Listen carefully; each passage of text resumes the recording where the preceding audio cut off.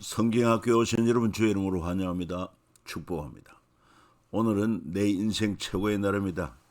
우리는 이렇게 믿음으로 고백할 수 있습니다. 왜냐하면 생사복을 주관하시는 하나님이 우리 아버지가 되시고 또 주님의 신실한 약속이 있기 때문에 그 믿음 안에서 우리가 믿음으로 생각하고 믿음으로 말하고 믿음으로 행동하는 것은 그대로 이루어지는 믿음의 놀라운 파워가 있습니다.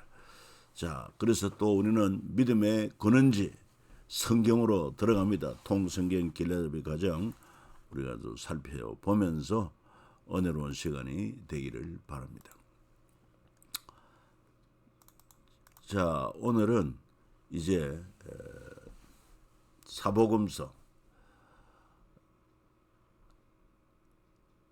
한영원 사랑 그 가운데 39가 사마리아인과 세리의 친구 되신 예수님. 이제 이 사복음서 가운데 주님의 공생에 3년 동안 있었던 일 가운데 세 번째 사마리아인과 세리의 친구가 되어주신 예수님. 특별히 선한 사마리아인 비유, 재물의 사용에 관한 가르침, 소외된 자들의 친구 되신 예수님. 이런 내용이 되겠습니다. 참고로 우리가 이 당시에 있었던 사두개파, 그 다음에 바리새파, 이 두 부류가 신약 성경에 많이 등장하는데, 사두개인은 어떤 자들이냐? 경제적으로 상류층, 부활이 없다고 믿고 경제는 오직 모세 오경만 인정을 하고 오직 예루살렘 성전 중심주의며 예수님을 십자가에 못 박은 주도 세력이 사두개인으로 위선자들이라고 말합니다. 마찬가지로 바리새인도 서기관을 포함해서 경제적 중산층이고 부활과 천사 영이 있다고는 믿습니다. 경제는 구약 39건을 인정을 했고 오직 자기 의를 내세우는 사람들, 사두개 못지않은 그런 사람들입니다. 그리고 역시 예수님을 십자가에 못 박은 주도 세력으로 위선자들입니다. 그러니까 예수님께서 이 땅에 오셔서 공생의 3년 그 기간 중에 이 사두개파 바리새파들이 많이 등장하는데 그들이 바로 이런 인물이고, 이렇게 또 유대교 안에서도 뭐 사두개파다, 바리새파다, 또 셀롯파다 등등 이렇게 파가 나누어지게 된 것도 그들은 바로 헬라 제국 때 그 산하에서 이런 좀 파당이 생겼다 하는 그런 배경을 우리가 전에 살펴본 적이 있습니다. 그래서 예수님 당시에 이 사두개파 바리새파들이 주류를 자청했고, 아울러 이들에 의해서 가난한 자들, 특별히 사마리아 사람들이 무시를 당하고 또 세리들이 무시를 당하고 가난한 자들이 무시를 당했던 그런 상황 가운데서 우리 주님께서는 사마리아인과 그 다음에 세리들의 친구가 되어주신 이 사실을 잘 기억해야 됩니다. 그러니까 예수님을 볼 때 자기들이 미워하고 멸시하는 사마리아인과 그 다음에 또 세리, 가난한 자들의 친구가 되어주니까 이들 보기에는 참으로 예수님이 걸림돌이 된 것입니다. 정말 하나님께서 보시는 그 중심은 어디에 있느냐? 약한 자, 그리고 죄인들, 긍휼히 여기는 있는데 자기들은 자기의 의를 주장하면서 그리고 또한 부요한 삶을 살면서 이렇게 세리들을, 창기들을 미워하고 그 다음 사마리아인 사람을 적대시하고 가난한 사람들을 무시하는 이런 인물들이 주를 이루고 있었다. 그런데 그때 우리 예수님 오셔서 사마리아인과 세리들과 가난한 자들의 친구가 되어주셨다. 얼마나 놀라운 사실인지 알 수가 없습니다. 자, 그렇다면 누가 과연 하나님 나라의 시민다운가? 정체성이 바른가? 주님이 이렇게 말씀하십니다. 마태복음 5장 20절 너희 의가 서기관과 바리새인보다 더 낫지 못하면 결코 천국에 들어가지 못하리라. 이 말씀을 어떻게 이해를 합니까? 너희 의가 예수님 제자들을 향하여 예수님을 따르는 자들을 향해 너희 의가 서기관과 바리새인보다 더 낫지 못하면 결코 천국에 들어가지 못하리라. 당시 바리새인들은 서기관들은 굉장히 자기들의 의를 주장하고 드러냈습니다. 그런데 주님은 오히려 제자들을 향해 너희 의가 서기관 바리새인보다 더 낫지 못하면 결코 천국에 들어가지 못한다 했을 때 이 말씀의 의미는 이 서기관 바리새인들의 의는 세 가지 위선의 그런 모습을 주님이 가르쳐 주는데 자기 의를 과장합니다. 자기 의를 이내 하나님께서 복 주셨다고 생각하고 11조 금식한다고 자랑을 하고 그랬지 않습니까? 두 번째로 자기 의로 남을 비판합니다. 난 이렇게 사는데 저 사람은 왜 그래? 그러니까 나는 일에 2번 금식하고 소득의 11조도 드리는데 그렇지 못한 자들, 다른 사람들과 토색하고 불의하고 간음을 행하는 자들과 같지 않고 이 세리와도 같지 아님을 감사하나이다. 그러니까 자기 의로 남을 이렇게 비판하고 있습니다. 그 다음에 그들은 이웃에게 긍휼이 없는 의를 내세웠습니다. 자기들은 의롭다고 했지만 실제 이웃에게 긍휼이 없는 거예요. 자기 의를 과장했고 그 다음에 자기 의로 남을 비판했고 이웃에게 긍휼이 없는 의, 이런 바리새인의 의보다 낫지 못하면 결코 천국에 들어가지 못하리라. 그러니까 주님은 이 세리와 서기관과 바리새인들의 그 의를 자기들이 자랑하는 그 의를 인정하지 않았다는 것입니다. 이런 잘못된 의는 안 된다는 바른 의를 가져야 된다. 그래서 너희 의가 서기관과 바리새인보다 더 낫지 못하면 결코 천국에 들어가지 못한다고 말씀하셨고 특별히 세리들과 장녀들이 너희보다 먼저 하나님 나라에 들어가리라 말씀하고 있습니다. 도대체 세리들과 장녀들은 이 사두개파 바리새인들이 서기관들이 보기에는 참으로 상종할 수 없는 죄인들인데 어찌하여 주님은 세리들과 장녀들이 너희보다 바리새파, 사두개파, 서기관, 장로 너희들보다 하나님 나라에 먼저 들어간다고 말씀하시는가? 그렇다면 세리와 죄인들의 모습은 어떠했는가? 성경에 보면은요, 먼저 자신들은 하나님 앞에 율법을 지키지 못한 것을 부끄러워합니다. 세리는 멀리 서서 감히 눈을 들어 하늘을 쳐다보지 못하고 다만 가슴 치며 이르되 하나님이여 불쌍히 여기소서 나는 죄인으로소이다. 자기들이 하나님 앞에 율법을 지키지 못하는 의롭지 못한 삶에 대한 그런 죄를 인식하고 있다는 것입니다. 두 번째로 자기 부끄러움을 인정합니다. 특히 삭개오 세리장 삭개오는 토색한 것 사비로 갚겠고 그리고 사마리아 우물가 여인은 남편 5을 두었다는 예수님 말씀을 받아들이지 않습니다. 옳소이다. 그리고 저들은요 이웃에게 긍휼을 베풀었습니다. 대표적인 것이 바로 선한 사마리아인 아닙니까? 강도 만난 자의 이웃. 제사장이 지나갑니다. 레위인도 그냥 보고 지나갑니다.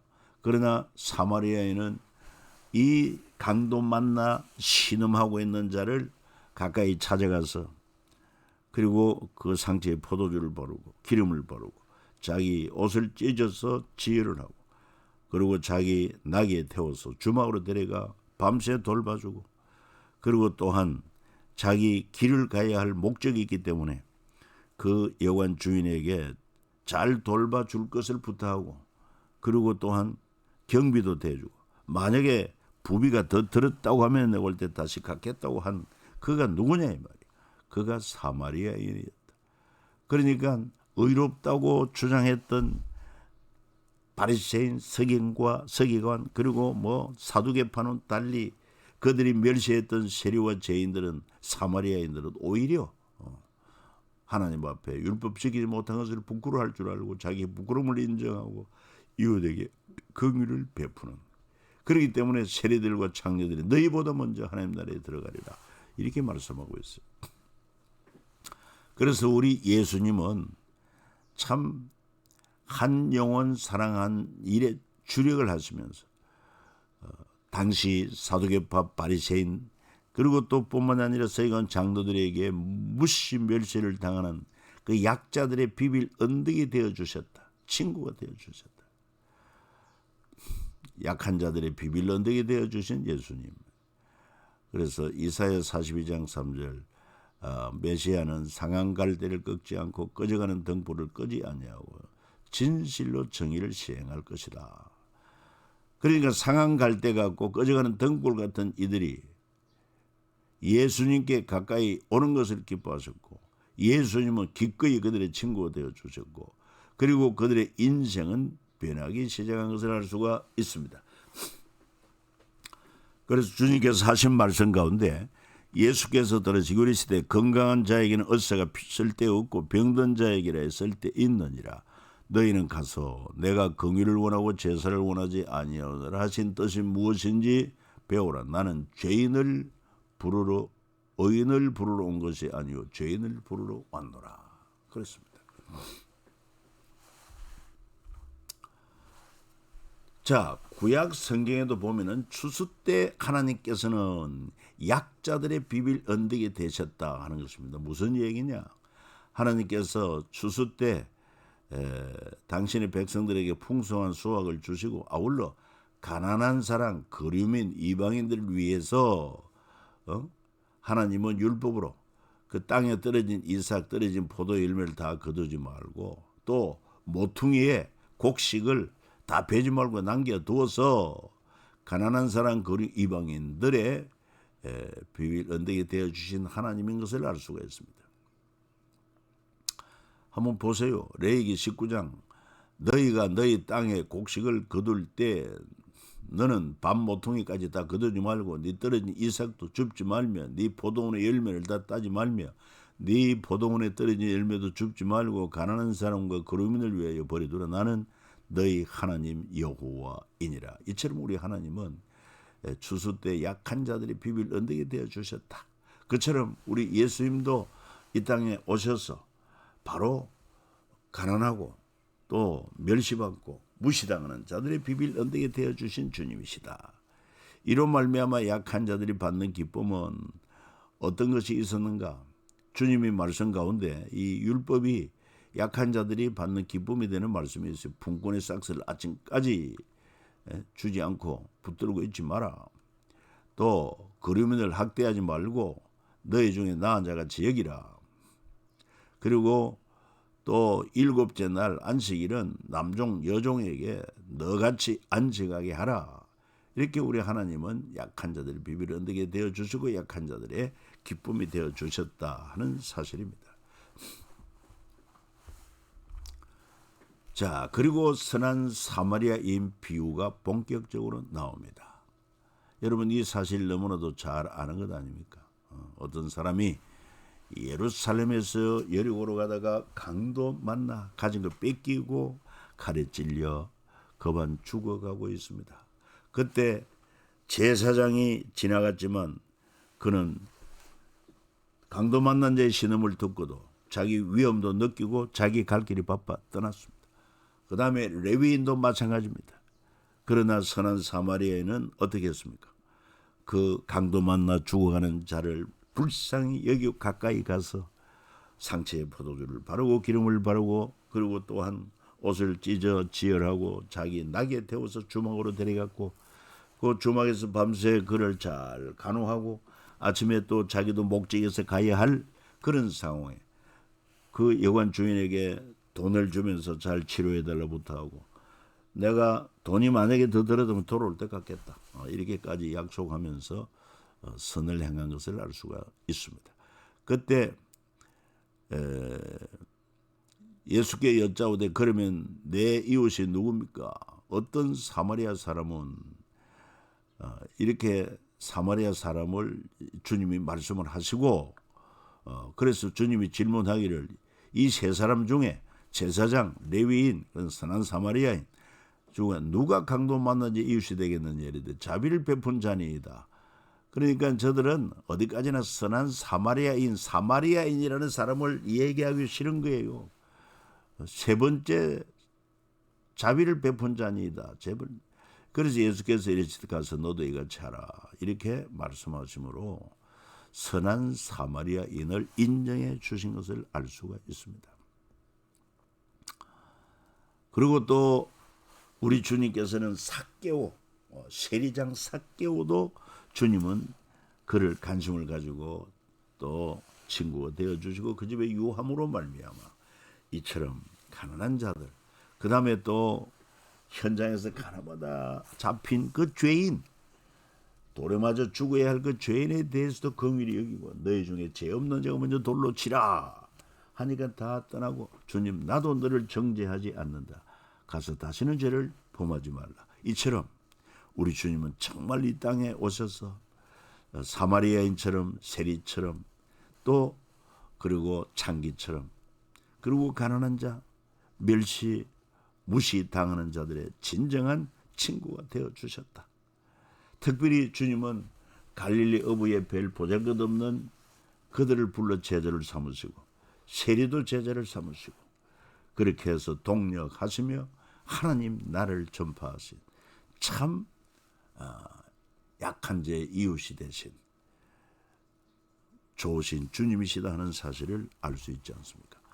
그리고 사마리아를 향한 예수님의 사랑, 이 사마리아는 우리가 역사적으로 여러분 이해하시죠? 아수르 왕 살아온 2세 BC 720년에 사마리아를 정복하고 북이스라엘 사람들을 포로로 잡아갔습니다. 그리고 바벨론 구다 아와 하맛 스발와인 사람을 사마리아로 이주시켜 인구혼합 정책을 펼치고 이때 사마리아에는 여러 나라 종교도 함께 들어오게 되고 이후로 사마리아는 인종과 종교가 혼합되어 순수한 혈통과 신앙을 잃어버렸고 이는 예수님 당시 사마리아인들이 유대인들로부터 차별받는 이유가 된 것입니다. 그러니까 BC 722년에 망하여 예수님 오신 그때까지 거의 800년 동안 이렇게 소외되고 무시를 당한 그 사마리아를 우리 주님은 품고 사랑하셨다. 그게 바로 이제 복음서에 보면은 사마리아 나병 환자의 감사와 구원을 주님이 칭찬한 것을 알 수 있습니다. 10명의 나병 환자를 다 고쳐주었는데 한 사람, 사마리아 사람만 돌아와서 하나님께 영광을 돌렸다 이 말이죠. 그래서 일어나가는 네 믿음이 너를 구원하였느니라 말씀하시고 예수님의 지상명령에도 사마리아를 포함시키면 오직 성령이 너희에게 임하시면 너희가 권능을 받고 예루살렘과 온 유대와 사마리아와 땅끝까지 이르는 데 증인되라.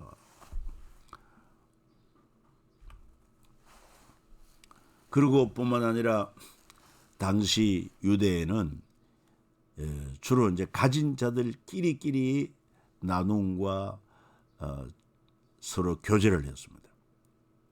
그러니까 우리 주님이 사시던 시대 바리새인들은 잔치를 많이 베풉니다. 얼핏 인정이 많았던 것으로 보이지만 실상은 그렇지 않습니다. 왜냐? 갚을 능력이 있는 사람만 초대했기 때문에 그렇습니다. 끼리끼리.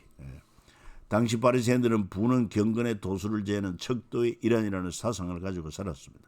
즉 인과응보 사상에 의거해서 부의 축적은 그들의 경건한 삶에 대한 하나님의 응답이다 이렇게 생각을 했어요.